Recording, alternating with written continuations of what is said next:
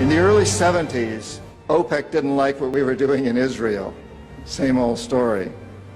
And so they cut off our oil supplies. So some of you will remember these long lines at the gas stations. And we feared we were going to have another depression like the 1929 depression. And so the U.S. Treasury Department came to me and other economic hitmen and said, listen, you know, we can't allow OPEC to blackmail us anymore. You guys got to come up with a plan so this will never happen again. We knew that that plan had to involve Saudi Arabia because it had more oil than anybody else. The deal we finally struck with the House of Saud was a deal whereby they would return almost all the money they made from selling oil to the United States, invested in U.S. government securities.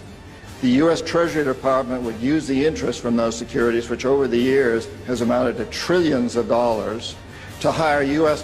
companies to westernize Saudi Arabia, build petrochemical complexes, desalinization plants, whole cities out of the desert, McDonald's and all the other things that go along with our Western culture.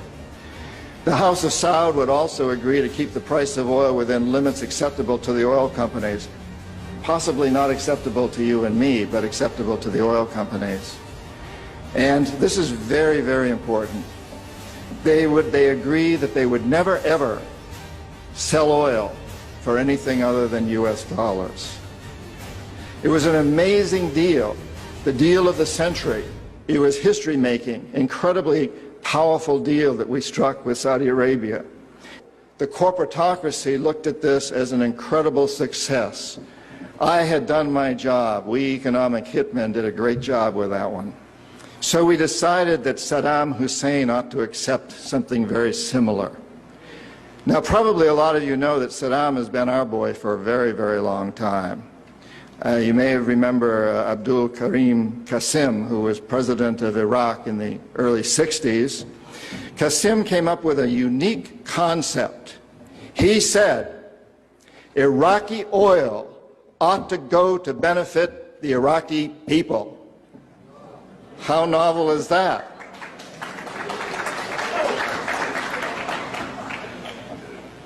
Well, we didn't like that very much. He began to tax the oil companies, particularly the British and some American companies, and threatened to nationalize our oil companies. And so we decided that Qasim had to go. The CIA sent an assassination team.